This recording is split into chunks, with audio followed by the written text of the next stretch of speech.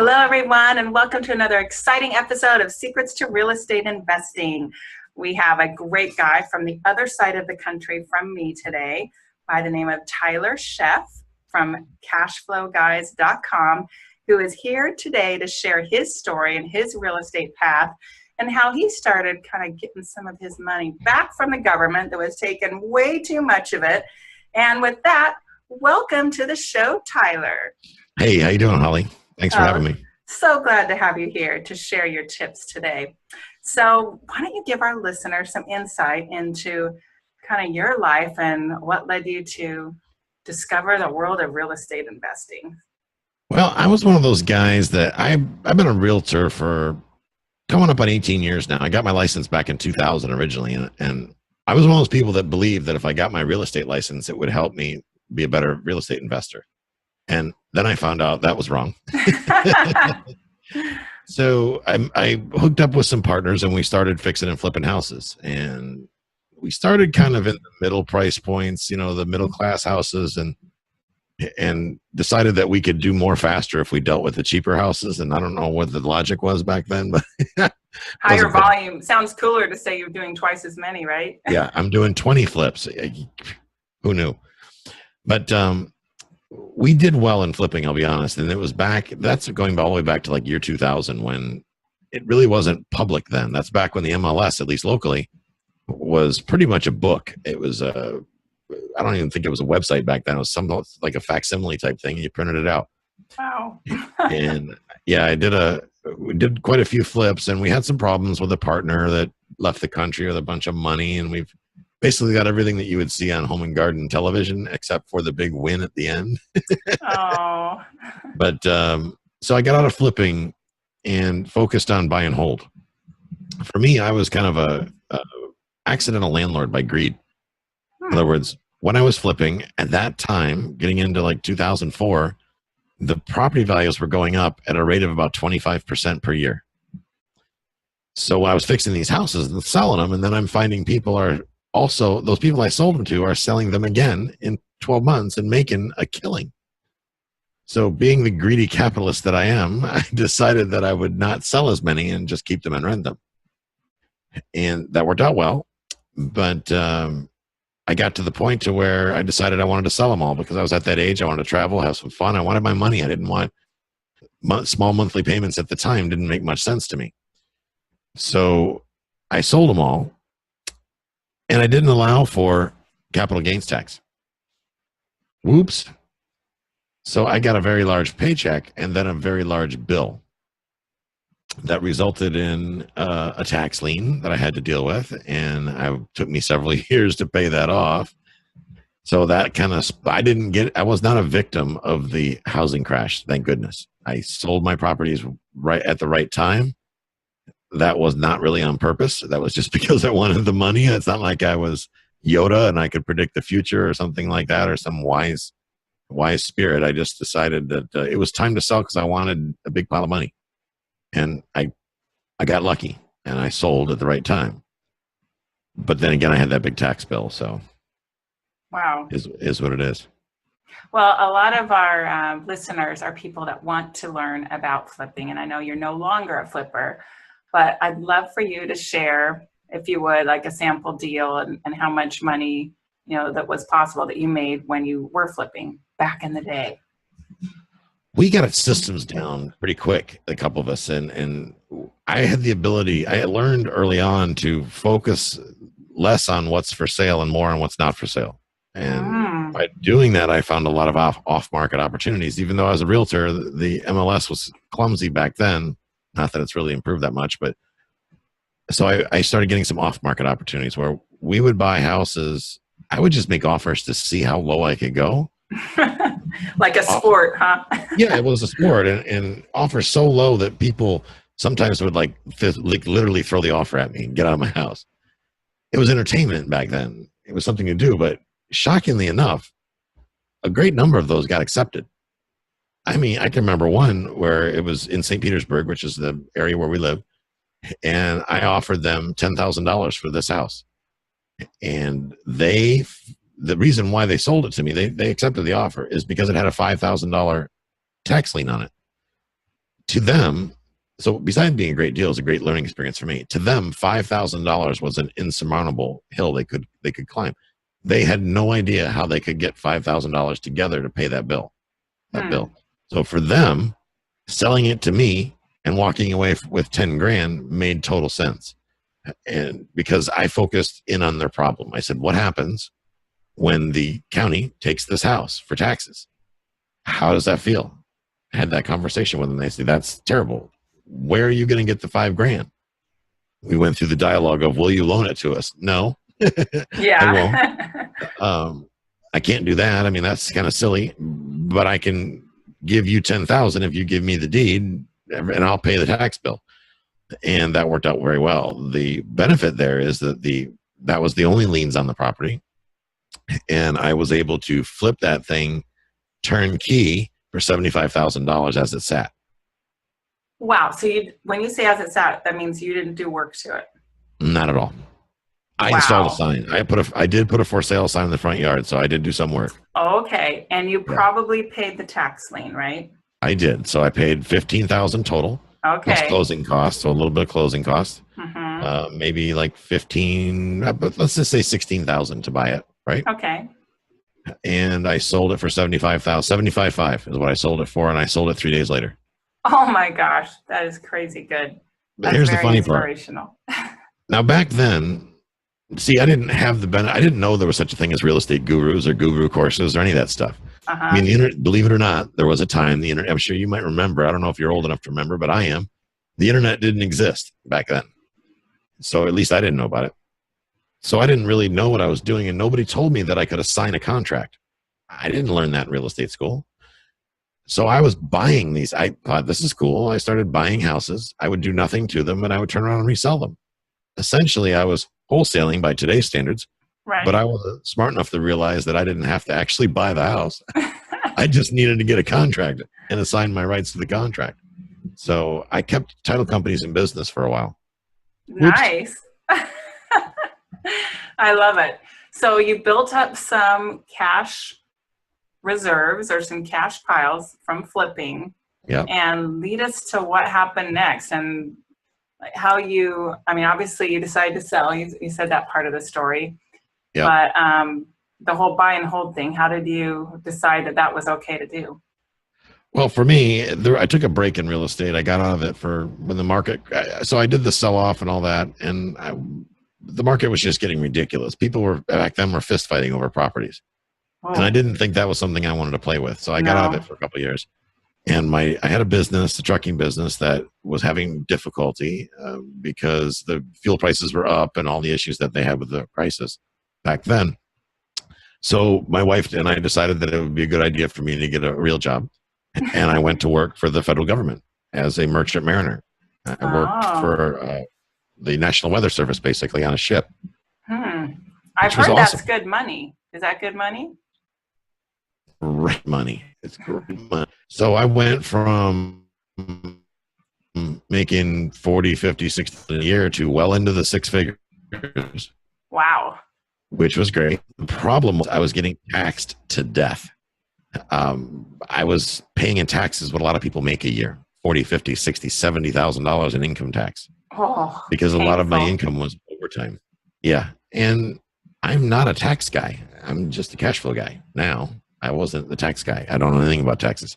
And I don't want to know anything about taxes. So I was Google searching how to reduce my taxes legally because I was the guy that didn't necessarily declare all my house sales way back in the day. And I got caught because I didn't know that title companies actually sent that information to the IRS. So I filled out what I thought I made, and apparently I was off by a couple zeros. Oops. Oh, dear. Yeah. And I paid my taxes. I didn't pay my taxes, and I got hit with a big fine and penalties and all that. So lesson learned. Now I do things by the book. So their enforcement actions work because they sold me. They turned me straight. But this time I wanted to do it straight up and legal. And what I learned is that if I just keep the property, that there are a whole new pile of exemptions available to me as a landlord that I never knew existed before. One of those being passive income losses, which means if I spend at least 700 and some odd hours, I think it's 750 hours engaged in real estate investing activities, not being a realtor, just investing in real estate, that I can qualify for certain tax exemptions that other people don't qualify for. And when I hired a good CPA finally, and I didn't hire the cheapest CPA. I hired the best around. And they said, absolutely. But here's the problem. You can't have that big income and still qualify for that exemption, that W-2 income. You can't have the W-2 income. So you got to quit your job. So then that was a tough decision. My wife and I were talking about it. It's like, I was the breadwinner, and it was tough to walk away from a 6-figure cushy government job, but I wasn't keeping 6 figures. That was the thing I had to realize. I was giving so much money to the government. We all know what they do with it. I could tell you what they did with it because I was one of the people that was spending it. They actually gave me a federal budget, if you can imagine that. Wow. But I quit, and I went full-time into real estate. I walked away from a 6-figure government job, went full-time back into real estate again. What year was that? It's been a bumpy road. That was 2014. Okay. So from there, ago. Yeah. No, I did some wholesales, and I almost did a flip, and then I slapped myself in the wrist and decided that if I'm going to stay, I got to stay focused because I really wanted to build wealth. I wanted passive income. That's what I needed to get. That was important to me, is to not have to go out and beat the pavement. So I started talking to other people and getting other people on board, kind of a movement. And I read Rich Dad, Poor Dad and all the other books that he's put out, which I highly recommend, by the way. Mm-hmm. And those books were just game changers for me. It changed my entire mindset. And once I realized that if I invest the way the government wants, or the IRS rather, wants me to invest, then I can almost eliminate my tax bill. And the IRS says that if you just buy property and keep it, if you provide housing for other people, if you're a purveyor of housing, that is one of the ways you can eliminate your tax bill. They also like it when you invest in oil and gas, but I don't have enough money for that, I guess. Huh. So I just started keeping the properties and becoming a landlord. Wow. And kind of the rest is history. So you live in Florida, and where do you hold your rentals? Is it all near you? How far away, or where do you do that? I'm in 2 states. I've got a couple properties here in the Tampa Bay market, and then I've got a couple properties up in Memphis, Tennessee. Okay. And I invest strictly for cash flow now. I do some wholesale deals from time to time. I'll be honest, I do those. And that's generally if I'm in negotiations on a deal and I can get a deal for somebody that maybe doesn't have the same opportunity in front of them right now, I'll go ahead and get it under contract with the understanding the seller understands that I'm going to assign it to a friend, and that's true, to the letter. So I will negotiate on their behalf, and then I get my assignment fee, and everybody's happy. So that's kind of what I'm doing now. Yeah, I mean, that makes a lot of sense. If you're seeing opportunity and it's not the perfect fit for you, why not use the relationships and knowledge that you have to help someone else and be compensated for it? I'm a firm believer in that. Absolutely. Why not? Yeah, you should always be compensated for the value that you add. So That's great. So right. You've got rental properties nearby, and then in Memphis, do you have team on the ground in Memphis, or do you go there yourself? How much do you go there? What's that look like? I don't have to go to Memphis. I've been there once recently because, well, actually not even recently. I've got a fantastic team. I got to say, I've kissed some frogs along the way. I've met some some very challenging individuals. I'll leave it at that. Property managers, contractors, the like.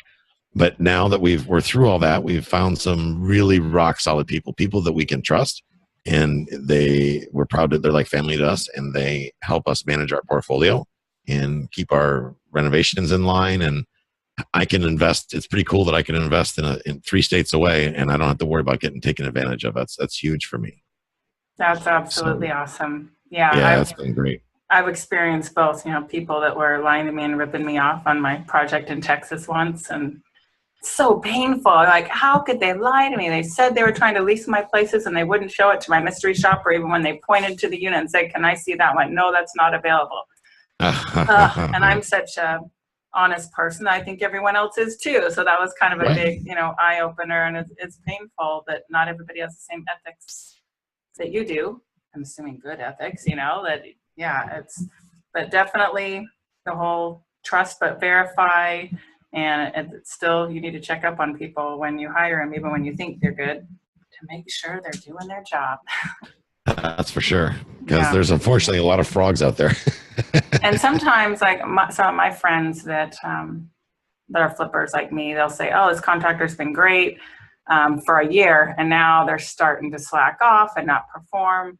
So it's great to keep your team on their toes, I'm sure. Well, why don't you tell us about, maybe a recent deal or two in the last year or so, like what those look like, what you're buying them for, what the cash flow is, what types of properties that you think are good for people to get, or there's certain number parameters. So I just threw a whole lot of questions at you. So go pick your thing. Ready, set, go. I'm a big believer in multifamily real estate. And the reason over single family, as far as buy and hold goes. And the reason being is, number one, at least in Florida, I know you're out in California, but in Florida, our market is through the ceiling. I think yours is too. And it's very difficult to be able to acquire a property, a single family property, at a price point that will allow you to earn cash flow, positive cash flow, because the property values are what they are. I know in California, I've heard where people have, you buy a two bedroom, 1 bath house for $900,000 and it still needs work. It's like, what? I've heard some of those. Usually have an ocean view, but yes, that is possible. Yeah, that's not possible in Florida, even with an ocean view. Okay, you've got a lot more ocean view homes than we do, though. That's for sure. That's right.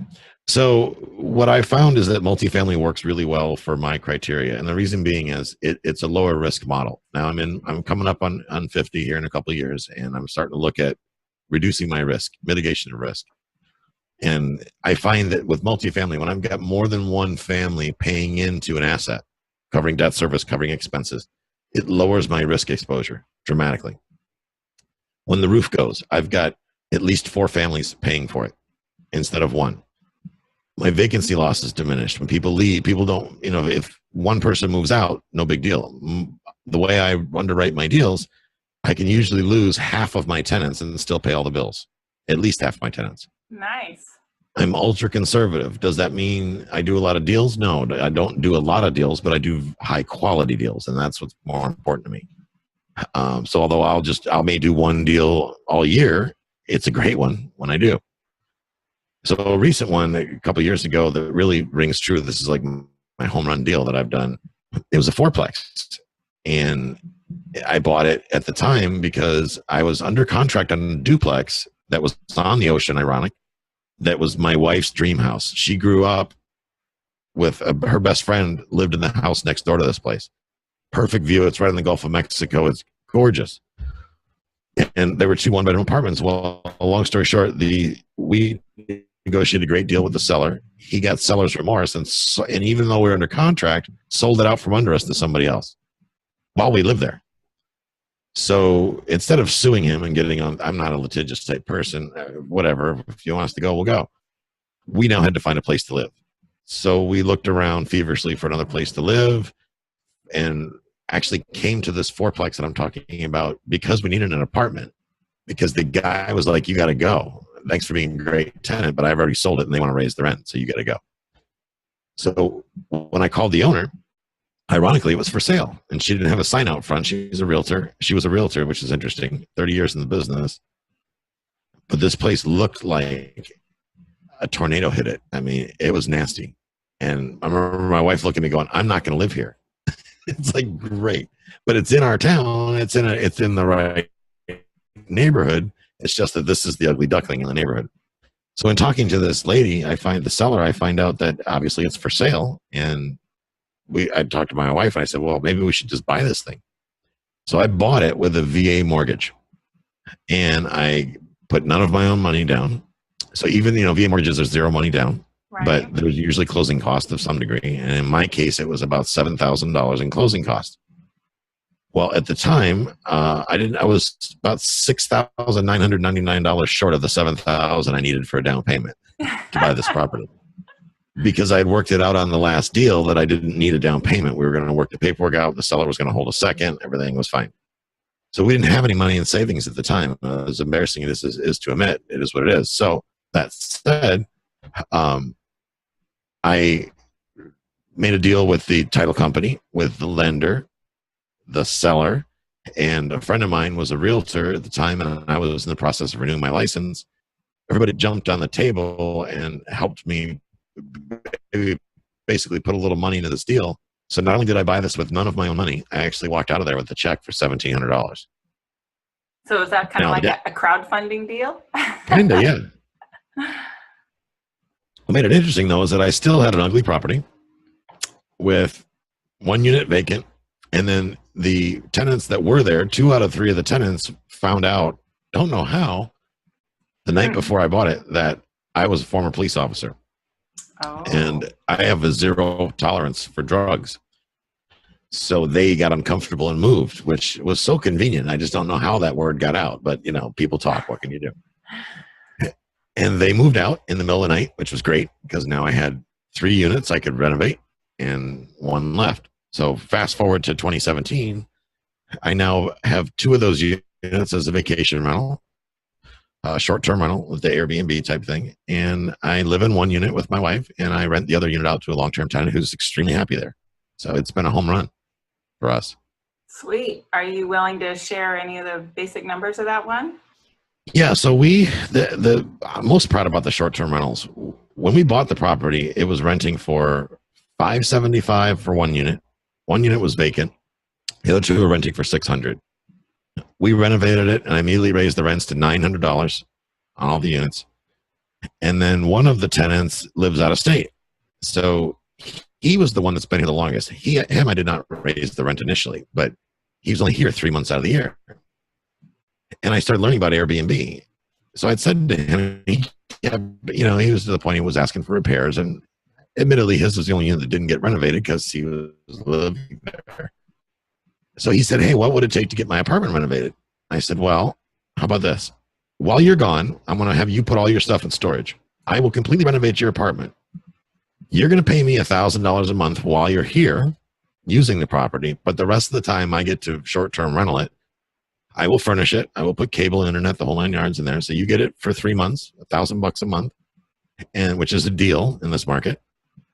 And then I get to rent it the rest of the time, and I get to keep all the money. And he said, deal. So basically I used his money for that rent money for the rehab, which was perfect because it was a light rehab, didn't need much. And that unit month before last did over $3,000 by itself. Wow. I love it. I gotta clap for you. Yeah, this one, I'm averaging between $5,000 to $6,000 a month in net cash flow off this one property. Sweet. Which is a home run. Because, with Airbnb, you get all these extra stuff. You get cleaning fees, you get charge extra for people. I mean, it's crazy how much money you can make off of this stuff. And especially in California. Goodness. Yeah. That's awesome. That's a really exciting thing. Man, you have a wide array, I'm going to say a wide background of experience from kind of the flipping to the wholesaling to the long-term rental and now vacation rental. Where's your future plan? Kind of like what's your goals and where are you going next? What are you doing now? Well, we're on the fast track, the 5-year plan. We want to just basically prepare for retirement. At this point, we need to add more properties to our portfolio. I mean, we're very comfortable where we are, but we want to do better. So we're going to add more properties to the mix. Kind of a delicate mix of the long-term and short-term model, so we can cover both markets. Because honestly, the short terms are so darn profitable. I just can't turn a blind eye to them. And keep doing that, and then start winding things down. I want to eventually sell Cash Flow Guys, our brand, Cash Flow Guys, a couple of years down the road, and be totally done in 5 years, sit on a beach somewhere. That's the goal. Nice. Well, do you live near a beach now? Yeah, I'm about 2-3 miles away from the beach. But you just want to be at a beach all the time, huh? Oh, yeah. Yeah, if I could fish every day, not because I have to, just because I want to, that would be That's the deal. The dream, huh? That's cool. That's exciting. Yeah. I always think this is an interesting question. Is your wife involved in the business? Does she like it or is she not involved? Because a lot of people will ask, is this a good thing to do with the spouse or not so much? Does it depend? What's your take on all that and how is it for you? I think spouse buy-in is critical. Without it, I don't know how I would do it. Number one, if we were coexisting and I was doing all this and she was doing something else or didn't want to be involved in this, it would be difficult. It would definitely be difficult. Fortunately, she's very supportive. Is she involved with any of the management or operations at all? She is. She's much better at the numbers and mathematics. She's smarter than I am. Let's leave it. It is what it is. She's smarter Good for than I am. you. I'm okay to admit that. I don't mind admitting that. So she's really good at that stuff. So she does what she's good at. I do what I'm good at. I enjoy the negotiating, the sales piece. I enjoy finding the opportunities. And she's really good at seeing it finished. I'm not a visionary. I'm a financial visionary. I can look at a property and go, I can make it generate this. Mm-hmm. But I can't tell you what it looks like. But my wife, Jill, she can look at a property and go, here's exactly how it will look. And here are the people that will want to stay here. And she's right. Yeah, she's got that vision. I don't have that vision. That's awesome. Yeah, I have my husband involved in, I'm happy to say he's smarter than me at a lot of stuff. I could say almost everything. But yeah, it's so awesome to have some kind of partner in a business. And if not a partner that's financially with you, like a husband or wife, at least someone that you can bounce ideas off of and that you can ask questions to. I find huge value in, for instance, I'm on an email mastermind list, and we meet once a month in Huntington Beach. We met today. Saw our mutual friend Jay Massey there. Okay. And it's so great. You know, there was 20 of us there today talking about, I'll say, pretty advanced tax strategies and planning and what's coming down maybe from Trump and what people are doing. And it is so valuable to have at least one, if not a group of people, to bounce ideas off of. It's a tough business to do, isolated, alone in your own little bubble. So yeah, sure. I'm so happy that you have your wife as part of your team and that you still like each other. Sometimes I wanted to fire my husband, and yes, I said that out loud. Anyway, well, that's so cool. We're getting near the end of our show here. So what else would you like to talk about, and what advice would you like to give our listeners who are either already real estate investors or just looking into it and dabbling? I'd like to tell them to stop thinking about it and get started. The biggest thing that holds people back is analysis paralysis. And if they find people like you that have a lot of experience in real estate or in flipping houses, and they want to flip houses, find somebody that is already doing it, okay, that has made the mistakes. That's the thing. Ladies and gentlemen, if somebody tells you that they've got all the answers and they don't ever make any mistakes and they're never doing wrong and everything works flawlessly, run screaming the other direction. Yeah, well, it might be true, but maybe they haven't done enough deals. I've lost a ton of money on some deals, so yeah, I've been there. You can't. I don't know anyone that's done 200 houses and never lost any money on a house. So yeah, that makes me want to take a nap just thinking about 200 houses. But you learn the most sometimes from the ones that are failures, huh? Absolutely, those are the ones I definitely learned the most from, without a doubt. So yeah, take action, and take action immediately, because here's the thing: your government is not going to take care of you. You think? Yeah. Are you sure? We are broke. Yeah. Okay. Well, I'm really excited about the download we're going to have for this show that you're giving our listeners about phone negotiation. So give us a little commercial rundown for that, like what people are going to see on that, and maybe what led you to create this. So the phone negotiation script, I'm a big believer in taking on mentors. So Jay Massey is one of my mentors. Larry Harbolt has become like family. He's like a dad to me. He's been in the business 37 years. He's taken me under his wing and trained me in negotiating and skills like that. So with his help, I have created a cheat sheet. I've gotten his permission to share some of his stuff that he's been doing for decades, which I'm telling you works. We've put this together in a cheat sheet, and we're giving it away to your audience. It's mind-blowing stuff. It's cool stuff. You're going to really learn how to overcome objections. And when they say this, you say that. Give you a couple different things. So it's great to help you get comfortable and get out there and take some action. I love it. Can we do one typical thing? Like, what's a common thing that a seller, prospective seller would say, and what's the right thing to sell back? To say back. So what's one? Well, for example, when somebody says, I only want cash. I'm not interested in any kind of terms or payments or anything like that. Oh, okay, that's cool. I totally understand. So obviously I don't carry suitcases of cash with me. I can write you a check. That's how we do things these days. You understand. Or we do a wire transfer. But I have a question for you. So when we send the wire, should we send one wire or two? And then you say nothing. And they're going to get all quiet, look at you, go, why would you send two?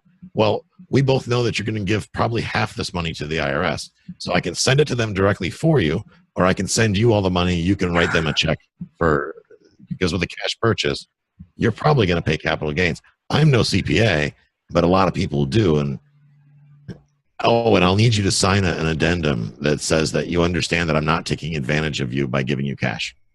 Oh my gosh, you are blowing my mind. I've had people get me, they get mad at me when they get the tax bill. It's not my fault.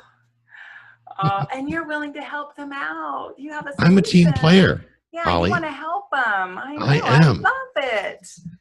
So if you're kind of new into the whole real estate game, what Tyler's saying is, of course, he would rather have a longer time or term to pay off the house he's buying from someone rather than giving him cash up front. And this little script and strategy he just said is a way to let the seller see the light of what might actually be better for them.